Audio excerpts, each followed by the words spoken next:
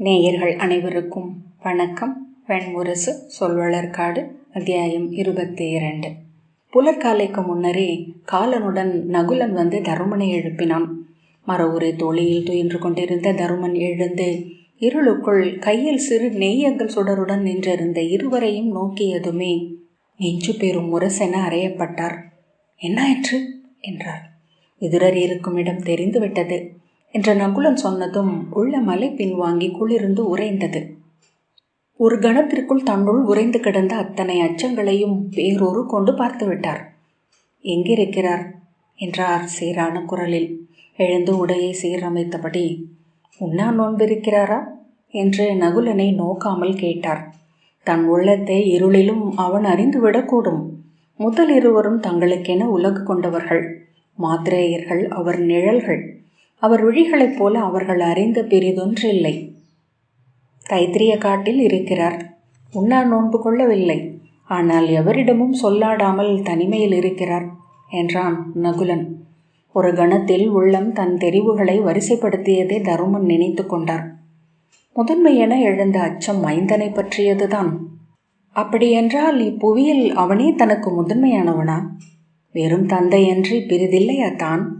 தந்தை என்று ஆன பின் தந்தை மட்டுமே என்றன்றி பிரிதொன்றாக ஆனவர் எவரேனும் இப்புவியில் இருந்துள்ளனரா? அப்போது மிக அணுக்கமாக திருதராஷ்டிரரை உணர முடியும் என தோன்றியது. 1000 மைந்தரின் தந்தை, கணுதோறும் காய்த்த மரம். நாம் உடனே கிளம்பியாக வேண்டும் என்று காலன் சொன்னான். தைத்திரிய காடு சற்று அப்பால் உள்ளது. செல்லும் வழி எனக்கு தெரியும். தருமன், ஆம், கிளம்புவோம். இளையோனே, மந்தனுக்கு செய்தி சொல்ல வேண்டும். அவன் காட்டுக்குள் குரங்குகளுடன் இருப்பான் இந்நேரம் என்றார். குறுமுழ ஒன்றை மயில் நடை தாளத்தில் வாசிக்க சொல்லிவிட்டு சென்றிருக்கிறார் மூத்தவர். அவரை எளிதில் அழைத்து விடலாம் என்றான் நகுலன். பிறர் ஒரு நாழிகைக்குள் சித்தமாகட்டும். நான் சென்று திவாகரரை வணங்கி விடை பெற்று வருகிறேன். கருக்கிருட்டு மயங்குவதற்குள் கிளம்பி விடுவோம் என்றார் தருமன். நீராடி உடை மாற்றி அவர் மையக்குடிலுக்கு சென்றபோது திவாகரர் தன் அணுக்கமானவர்கள் 5 ஆரண்யகத்தை கற்பித்து கொண்டிருந்தார். அவர்கள் அரை இருளில் முகம் மட்டும் அகலொளியில் மின்ன அமர்ந்திருந்தனர். அவர் புலித்தோலிட்ட மணி மேல் கண்களை மூடி அமர்ந்து அவர்கள் 5 மட்டுமே கேட்கும்படி உரையிட்டு கொண்டிருந்தார். அரை நாழிகையில் அந்த கற்பு முடிவது வரை தருமன் வெளியே காத்து நின்றிருந்தார். உள்ளே மெல்லிய மணியோசை எழுந்ததும் ஒரு மாணவன் தருமனின் வருகையை சென்று அறிவித்தான். திவாகரர் அவரை உள்ளே அழைத்ததும் சென்று கை கூப்பியபடி அமர்ந்தார். ஆசிரியரே, இந்த குருகுலத்தில் 1 மாத காலம் தங்கி ஐத்திரேய விழுப்பொருளை அறிந்து தெளிய என்றது என் நல்லுள் என்றார் தருமன். மேலும் 2 மாதம் இங்கு தங்க வேண்டுமென எண்ணி இருந்தோம். உடனே செல்ல வேண்டிய அரச பணி வந்துள்ளது. சொல் கொண்டு கிளம்பலாம் என்று வந்தேன். திவாகரர் கை தூக்கி அவர் நெற்றியை தொட்டு வாழ்த்தினார். அறிவுறுக, அறிவே வெற்றி என்றும் ஆகுக, நிறைவுறுக. தருமன் அவர் கால்களை தொட்டு சென்னி சூடினார். நேற்றிரவு இங்கே சொல்லெடுத்த இருவரும் இன்று கிளம்புகின்றனர் என்றார் திவாகரர். பாவகனும் பவமானனும் என் சொல்லமர்வு தொடங்குவதற்கு முன்னரே வந்து வாழ்த்து பெற்று சென்றனர். அவர்களுடன் நீங்களும் செல்வது ஒரு நற்குறி என்று படுகிறது. ஏனென்றால் விரிவது எதுவும் வளர்ச்சியே. தருமன், அவர்களுடன் நேற்று இரவு நெடுநேரம் சொல்லாடி கொண்டிருந்தேன்.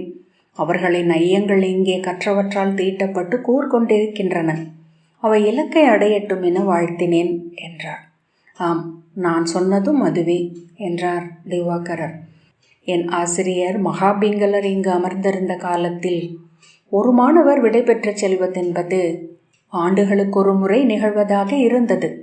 இன்றோ அது கொத்து கொத்தாக வாரந்தோறும் நிகழ்ந்து கொண்டிருக்கிறது. இலையுதிர் காலத்து புயல் காற்று என்று இதை இங்கு ஓர் ஆசிரியர் சொன்னார். புயல்தான். காடுகள் கொந்தளித்து கொண்டிருக்கின்றன. அத்தனை குருகுலங்களிலும் நாள்தோறும் மாணவர் வந்து சேர்க்கிறார்கள், விலகிச் செல்கிறார்கள். தருமன், அது நன்று. அவர்களின் தேடல் கூர்கொள்கிறது என்றார். ஆம், அவர்கள் எதையாவது கண்டடைந்தால் நன்று என்றார் திவாகரர். சொல் ஒன்றே. அது அந்தணனாக அனல் ஓம்பியது, சத்திரியனாக வாழ் ஏந்தியது, வைசியனாக துலா பற்றியது, சூத்திரனாக மேழி பிடித்தது, 4 திசைகளிலும் வேலியன்றாகி இவ்விளைநிலத்தை காத்தவை அவை. இன்று விளைநிலங்கள் பெருகிவிட்டிருக்கின்றன. வேலி விரிய முடியவில்லை என்றார் திவாகரர். ஆனால் அதற்கு இக்கல்வி நிலைகள் என்ன செய்ய முடியும்? இவை தேன்கூடுகள். தேனி பல்லாயிரம் ஆண்டு காலம் பயின்ற வகையிலேயே காட்டுத் தேனை தன் தட்டுகளில் நிரப்ப முடியும். எடுத்துச் செல்பவர்கள் ஏதேனும் செய்யலாம். பெரிதொரு கோணத்தில் இது காட்டுக்குள் அமைந்த சுனை என்றிருந்தது. இதன் 4 ஊற்றுக்கள் இதை நிறைத்தன. வானத்தை அள்ளி தன்னில் விரித்து குளிர்விழி என திகழ்ந்தது. இன்று பெருமழை பெய்து புதிய காட்டாறுகள் எழுந்துள்ளன. மலரும் குப்பையும் மண்ணும் சேரும் என புது வெள்ளம் வந்து இதை நிறைக்கிறது. கொந்தளித்து நிறைந்து கவிகிறது. இதன் ஒரு கணம் பெரிதொன்று போல் இல்லை. அரசே, வேத மெய்யறிவு இன்று பல்லாயிரம் குலங்களின் தொல்லறிவுகளால் அலைக்கழிக்கப்படுகிறது. உலகமெங்கும் இருந்து சிறகடித்து வந்து நாம் துறை சேரும் கலங்களில் வந்திறங்குபவை பொன் மட்டும் அல்ல, புதிய எண்ணங்களும் தான். என்ன நிகழும் என என்னால் கணிக்கக்கூடவில்லை. வரவிருக்கும் நிலநடுக்கத்தை குழியெலி அறிவது போல இங்கு இருண்ட காட்டுக்குள் அமர்ந்து நான் இதை உணர்ந்து கொண்டிருக்கிறேன் என்றார் திவாகரர். வேத சொல்லில் இருந்து இங்கு அறமும் நெறியும் பிறந்தது. இன்று அதை மறுக்கும் குரல்கள் எழுந்து சூழ்கின்றன. அவையிடுவதனால் என்ன பயன் என்கிறார்கள். அனல் ஓம்புவதனால் அறம் வளருமா என்கிறார்கள். அழியாத சொல் என்றால் அது அனைத்துயிருக்கும் பொதுவே என்கிறார்கள். ஒரு வினாவுக்கு விடை தேடுவதற்குள் பறவை கூட்டங்கள் என ஓசையிட்டபடி எழுந்து சூழ்கின்றன பல 100 நாவுகள். அரசே, இவை அனைத்தும் தொடங்கியது எங்கிருந்து என நான் அறிவேன் என்று திவாகரர் சொன்னார். அன்று நான் இளையோன். என் ஆசிரியருக்கு முதன்மை மாணவன். உடலெங்கும் புழுதியுடன் கையில் ஒரு இசை மூங்கில் மட்டும் கொண்டு இங்கு வந்தவன் யாதவ குலத்தவன். குழலில் மயிர் பீலி சூடியிருந்தான். அது தன் குடியடையாளம் என்றான். கரியவன், பெயரும் கிருஷ்ணனே. இன்று உங்களுக்கு அணுக்கமானவன். நாளை பாரத வருஷத்தில் ஒரு பெரும் போர் சூழுமென்றால் அதன் நடுவே நின்று ஆட்டி வைக்கப் போகிறவன் அவன். அக்குருதிப்பழி முழுக்க அவனையே சேரும் என்பதில் எனக்கு ஐயமில்லை. இளைய யாதவர் நட்பும் வழித்துணையும் இறைவடிவும் என எங்களுக்கு அருள்பவர் என்றார் தருமன். திவாகரர், ஆம், அதை அறிவேன் என்றார். இங்கு வந்தடைந்து அவனுக்கு விடாய் நீர் அளித்து வரவேற்பு சொன்னவன் நான். அவன் நீராட சொனைமுகம் கொண்டு சென்றேன். உண்பதற்கு அமுதை நானே கொண்டு சென்று அளித்தேன். அவன் எரிந்து கொண்டிருந்தான் என்று தோன்றியது. அனல் அருகே நின்றிருப்பவன் என உள்ளத்தால் உணர்ந்தேன். அன்று மாலை சொல்லவை கூடிய போது என் ஆசிரியர் மகாபிங்களர் அவனை நோக்கியே பேசி கொண்டிருந்தார். உண்மையில் அங்கிருந்தவர் அனைவரும் அவன் ஒருவனையே உடலே வழியாக நோக்கி கொண்டிருந்தனர். 6 மாத காலம் அவன் எங்களுடன் இருந்தான். எங்களோர் ஓராண்டில் கற்பதை அவன் 1 வாரத்தில் கற்றான். பிறிதவரிடமும் ஒரு சொல்லும் அவன் பரிமாறிக்கொண்டதில்லை. வேதமை பேசிய அவைகளில் அன்றி அவனை எங்கும் பார்த்ததும் இல்லை. அவன் இங்கே ஆபுரப்பவனாக தன்னை அமைத்து கொண்டான். பசுக்களும் கன்றுகளும் அவனை கண்டதுமே அறிந்து கொண்டன. சொல்லாமலேயே அவன் விழைந்ததை செய்தன. பகலெல்லாம் அவற்றை காட்டில் மேயவிட்டு மரத்தடியில் அமர்ந்து வெளி சொக்கி குழல் இசைத்து கொண்டிருந்தான். குழல் கேட்கும் தொலைவில் செவி கூர்ந்தபடி அவை மேய்ந்தன. குழல் நின்றதும் வந்து அவன் அருகே கூடின. அவன் நடந்த மேல்கையில் அந்தி கருக்களில் விழிகள் மின்ன உடன் வந்தன. ஐதிரேய மெய்மை அனைத்தையும் அவன் கற்று தேர்ந்தான்.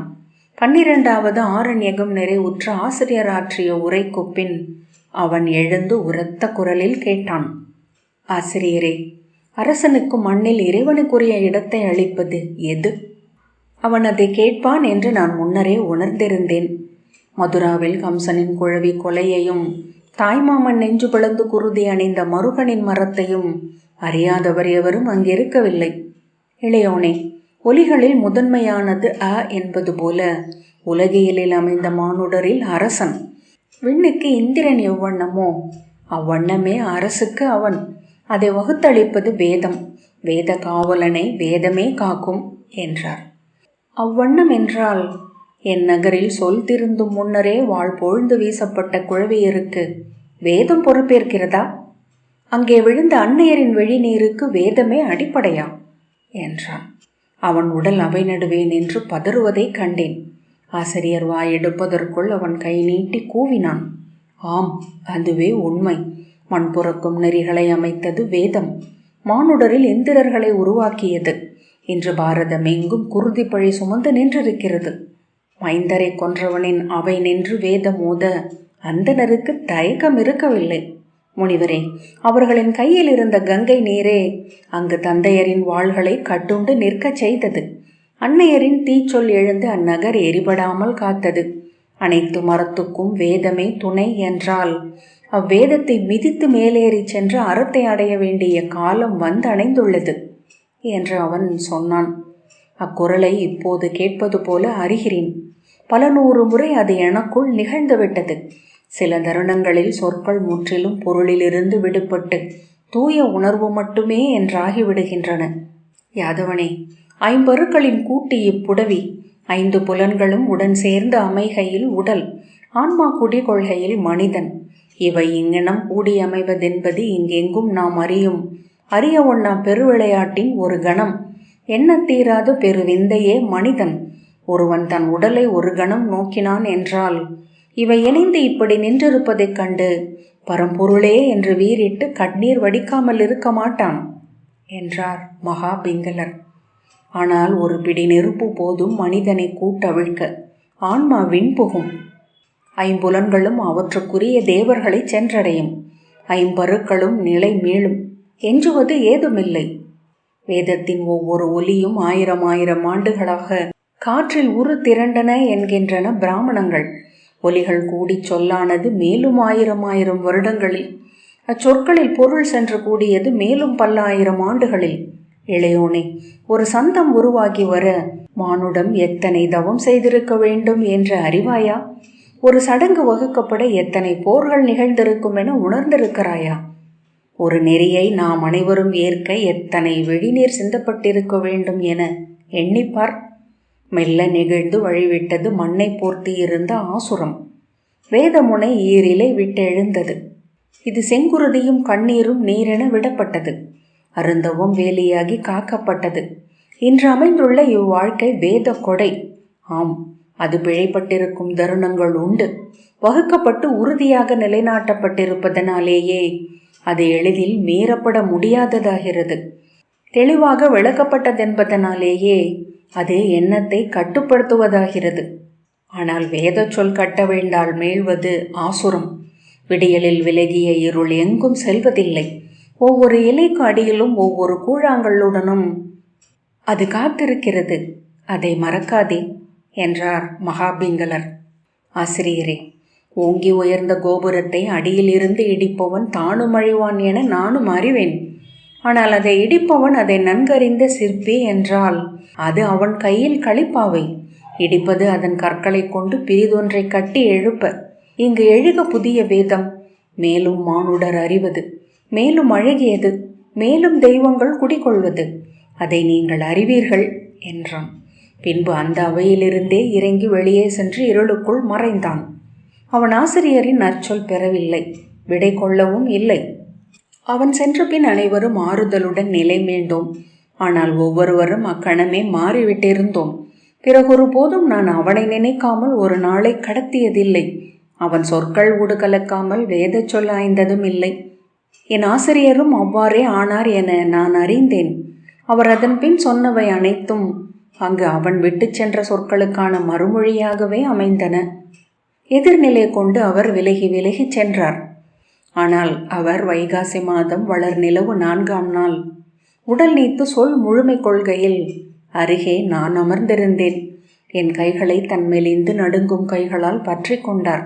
இளையோனே, அன்று என் முன் வந்தவன் எவன் என நான் அறியேன். அவன் முகமும் நான் அறிந்திராததே. ஆனால் அவன் குரலை எங்கோ கேட்டிருக்கிறேன் என என் அகம் சொல்லிக்கொண்டே இருந்தது. இப்போதும் அதை வலுவாகவே உணர்கிறேன். அவன் யாரென்றோ அவன் சொற்களின் பொருள் என்னவென்றோ நாம் அறிய முடியாதென்றும் தோன்றுகிறது. மண்ணகழ்ந்து மணி எடுப்பது போல வேதத்திலிருந்து அவன் புதிய வேதத்தை எடுக்கக்கூடும். முன்னரே வேறு வேதங்களிலிருந்து எடுத்துள்ளதே இவ்வேதம் என நாம் அறிவோம். இங்கு நமக்கிடப்பட்ட பணி இதை சொல்லும் பொருளும் என ஓம்புவது மட்டுமே. அதை நாம் செய்வோம். அருமணிகளுக்கு காவலென நச்சு நாவுடன் நாகங்கள் அமைவது போல இருப்பினும் அதுவே நம் அறம். நான் நிறைவு கொண்டுள்ளேன். பெரிதொரு முறை அவனை பார்க்கையில் அவனிடம் இந்நிறைவை நானே உரைப்பேன் என நினைக்கிறேன் என்றார். அவரால் மூச்சு கொள்ள முடியவில்லை. ஆனால் பேச விழைந்தார். கைகளை கூப்பி கண்களை மூடி முதலாசிரியர் மகிதாசரை இயற்றிய இந்திர வாழ்த்தை சொல்லாக நினைவு கூர்ந்தார். இளையோனை, பிரம்மம் இந்திரன் என பெயர் கொள்கிறது என்கிறது பாடல். ஏனென்றால் அவன் காணப்படுபவன், இங்கே இதோ இவ்வாறென்று வந்து நிற்பவன். தேவர்கள் மறைந்திருப்பவர்கள், அவன் ஒருவனே அவர்களின் சார்பில் கண்முன் எழுபவன். அரசனும் அவ்வாறே. தெய்வங்கள் மறைந்திருக்கின்றன என்பதனால் கோளுடன் அவன் அரியணை அமர்கிறான். அரசனை பிரம்ம வடிவன் என்கின்றன பிராமணங்கள்.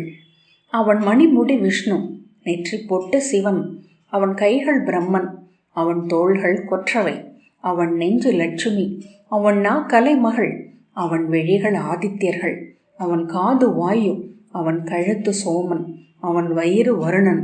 மைந்தா, அவன் கால்களே யமன் என்கின்றன மூதாதையர் சொற்கள். பின்பு நமக்கு சொல்லப்பட்டது அது என்ற பின் நீள் மூச்சு விட்டார். அதன் பின் அவர் பேசவில்லை. எரி சென்ற காடு போல அவன் சென்ற தடம் தெரிந்தது. வேதம் கானகங்களில் பொருள் பெருகத் தொடங்கி பல தலைமுறைகள் ஆகின்றன. இதுவரை இப்படி ஒரு கொந்தளிப்பு நிகழ்ந்ததில்லை. அறிவு தளத்தில் எது நடந்தாலும் அது உகந்ததே. ஏனெனில் உண்மையே வெல்லும், அவ்வண்ணமே ஆகுக என்று திவாகரர் சொன்னார். நான் விழைவதும் அதுவே என்று சொல்லி வணங்கி தருமன் எழுந்து கொண்டார். வழியிலேயே அவர்களுடன் பவமானன் இணைந்து கொண்டான். அவர்கள் ஐதிரேய காட்டை கடந்து அப்பால் விரிந்த புல்வெளியை அடைந்த போது தொலைவில் ஒரு மரத்தடியில் அவன் அமர்ந்திருப்பதை கண்டனர். காலன் அவனை நோக்கி கைவீச கண்டு அவன் எழுந்து நின்றான். அருகடைந்ததும் அவன் அணுகி தலை தாழ்த்தி வணங்கினான். நீரும் எங்களுடன் வரலாம் உத்தமரே என்றார் தருமன். ஆனால் என் வழி ஏது என நான் இன்னும் அறியவில்லை. தைத்திரிய காட்டிலிருந்துதான் நான் இங்கு வந்தேன். எனவே அது என் இலக்கல்ல என்றான் பவமானன். நன்று, வழி தெரியும் வரை உடன் வருக என்றார் தருமன். நீங்கள் ஆசிரியரிடம் பேசிக் கொண்டிருப்பதை கண்டேன். நான் குருகுலம் விட்டு நீங்கும் போது இருளுக்குள் அவர் குரல் ஒலித்து கொண்டிருந்தது. அவன் நகைத்து, அது என் உள இருளுக்குள்ளா என நான் ஐயம் கொண்டேன் என்றான். தருமன் புன்னகை செய்தார். அவரை பிரிவது கடினம் என்றே எண்ணி இருந்தேன். தாயுமானவராக இருந்த நல்லாசிரியர் அவர். ஆனால் துறவு கொள்ள எண்ணம் வந்த பின் அன்னை சளி பூட்ட தொடங்கும் விந்தையை நான் எண்ணி எண்ணி பார்த்திருக்கிறேன். பேரன்பு கொண்ட அன்னை வெறுப்பையே உருவாக்குகிறாள். புழுக்கத்தில் கம்பளி மெய்ப்பையை அணிந்திருப்பது போல கழற்றி வீசிவிட்டு விடுதலை நோக்கி பாய வேண்டும் என துடிக்கிறோம். அவன் பெருமூச்சுடன் வணங்கியதும் அவர் சற்று விழி கலங்கினார். அக்கணம் மட்டும் என்னுள் இருந்த கசப்பு சற்றே மட்டுப்பட்டது. ஆனால் கிளம்பி காட்டுப்பாதையில் வர தொடங்கியதும் என்னை அறியாமலேயே அது மீண்டும் ஊறி தேங்கியது. தர்மன், அது இயல்பே என்றார்.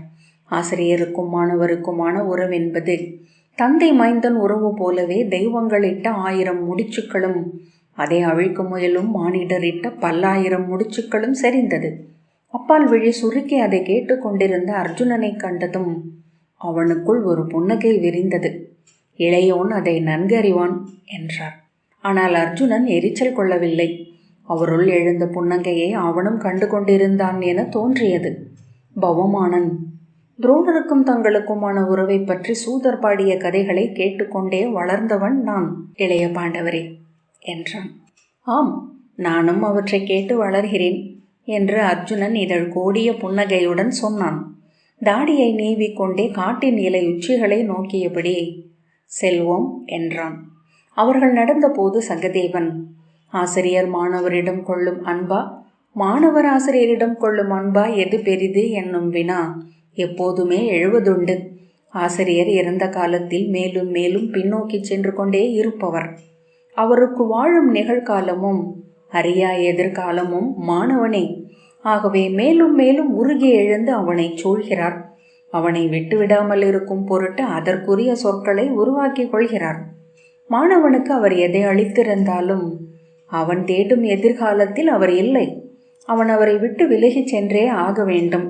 ஆகவே அவன் அவர் மேல் கசப்புக்களை பயிரிட்டு விளக்கத்தை உருவாக்கி கொள்கிறான் என்றான். அறியேன் என்றான் பவமானன். நான் அவர் மேல் கசப்பு கொள்ளவில்லை என்றே எண்ணுகிறேன். அவர் அளித்தவை எனக்கு போதவில்லை. அவர் முன்வைத்தவற்றை பிளந்து வெளிச்செல்கிறேன். அக்கல்வி அவரேதான் என்பதனால் அது அவரை பிளப்பதே. தருமன் சிரித்து, ஆம், ஆனால் இது நாம் எண்ணிக்கொள்வது போல தூய அறிவு தேடல் மட்டும் அல்ல. இதில் உள்ளது நம் ஆணவத்தின் ஆடலும் கூட. அதை நேருக்கு நேர் உணர்ந்து கொண்டோம் என்றால் நன்று என்றார். பவமானன், ஆம், அதையும் நான் உணர்கிறேன்.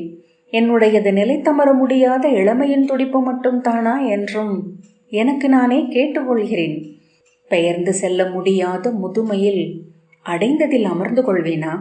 அப்படித்தான் தேடுபவர்கள் சென்று அமைகிறார்களா என்ற பின் தலையை குலுக்கி, அறியேன், என்ன என்ன நம்மை சூழ்ந்து ரீங்கரிக்கின்றன சொற்கள், அனைத்தும் இறுதியில் வெறும் சொற்கள் மட்டுமே என்றான். புல்வெளி மேல் வானத்தின் ஒளி கசிவு மெல்லிய புகைப்படலும் போல வந்து படியத் தொடங்கியது. ஓரிரு பறவைகள் மரக்கூட்டங்களின் மேல் சிறகடித்தெழுந்து சுழித்து மீண்டும் இறங்கின. அவற்றின் ஒலியில் காடு விழித்தெழத் தொடங்கியது.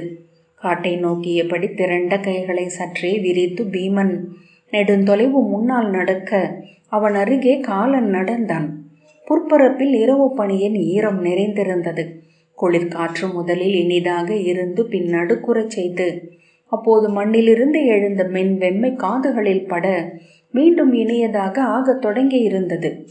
விலகி வந்தவர்கள் முந்தைய ஆசிரியரை பழிப்பதை கண்டிருக்கிறேன் என்று பவமானன் தொடர்ந்தான். அவர்கள் அவரது கொள்கைகளை பழிக்கத் தொடங்குவார்கள். ஆனால் அது அவரே என்பதனால் மெல்ல அவரது ஆளுமையை பழிப்பதில் சென்று சேருவார்கள். அவன் நகைத்து, அவ்வாறு பழிப்பவர்கள் வந்தடைந்த புதிய ஆசிரியரிடம் என் மெய்யும் மண்பட வணங்குவர், உருகி விழி நீர் கசிவர். அது நடிப்பல்ல. அவர்கள் உணர்ச்சிகளின் ஊடாக தங்களை எங்காவது முற்றமைத்து கொள்ள முடியுமா என்று தேடுகிறார்கள் என்றான். அர்ஜுனன், அவர்களின் பிழை ஒன்றே. ஆசிரியர் ஓனா எண்ணெயைப் போல உண்டு செரித்து கக்கி வாயில் ஊட்டுவார் என எண்ணுகிறார்கள். மெய்யறிவை எந்த ஆசிரியரும் அளிக்க முடியாது. ஆசிரியரின் அறிவு மாணவனுக்குரியதே அல்ல. ஏனென்றால் இரு மானுடர் ஒற்றை உள்ளம் கொள்வதே இல்லை. ஆசிரியர் அளிப்பது அவர் கடந்து வந்த பாதையை மட்டுமே. மாணவன் கற்றுக்கொள்வது தான் செல்ல வேண்டிய பாதையைத்தான். அவன் அடைவது தன் மெய்மையை. அது அவ்வாசிரியர் நிறை அளித்ததும் கூடத்தான் என்று உணர்பவன் ஆழ்ந்தமைகிறான். ஆகவேதான் சென்று எய்தியவர்கள் ஆசிரியர்களை முழுதும் பணிய தயங்குவதில்லை. இப்பயணத்தை உணர்ந்தவன் ஆசிரியர்களை வழிச்சாவடிகளை என வணங்கி எளிதில் கடந்து செல்வான். ஆசிரியர்களில் சிறியவர் பெரியவர் என்றில்லை. ஆசிரியர் என்பது ஓர் அழியா நிலை. அதில் முகங்கள் மட்டும்தான் மாறிக்கொண்டிருக்கின்றன என்று அர்ஜுனன் சொன்னான். முற்றிலும் பணியாமல் கல்வி இல்லை. ஆணவத்தால் ஊற்று சுரக்கும் கண்களை மூடி வைத்துவிட்டு குருகுலங்களில் அமர்ந்திருப்பதில் எப்பயனும் இல்லை. அப்பணிவுடனேயே நீங்க முடிபவனால் மட்டுமே கல்வி கொள்ளும் கலம் என தன் உள்ளத்தை ஆக்கிக் கொள்ள முடியும். புன்னகையுடன் பவமானனின் தோளை தொட்டு அர்ஜுனன் சொன்னான், இளையோனே, எவரும் மாணவர்களோ ஆசிரியர்களோ மட்டும் அல்ல. ஆசிரியர்களும் மாணவர்களுமாக ஒரே தருணத்தில் திகழ்கிறார்கள். நான் துரோணரின் கால்களை எண்ணி வணங்காமல் ஒரு நாளும் விழித்ததில்லை. என் மாணவர்களுக்கு நான் அளிப்பது அவருடைய சொற்களைத்தான். அழியாது செல்பவை சொற்கள். மானுடர் அவற்றை காலத்தில் கடத்தும் சரடுகள் மட்டுமே. சொல்வளர்காடு 22வது அத்தியாயம் இத்துடன் நிறைவு பெற்றது. நன்றி.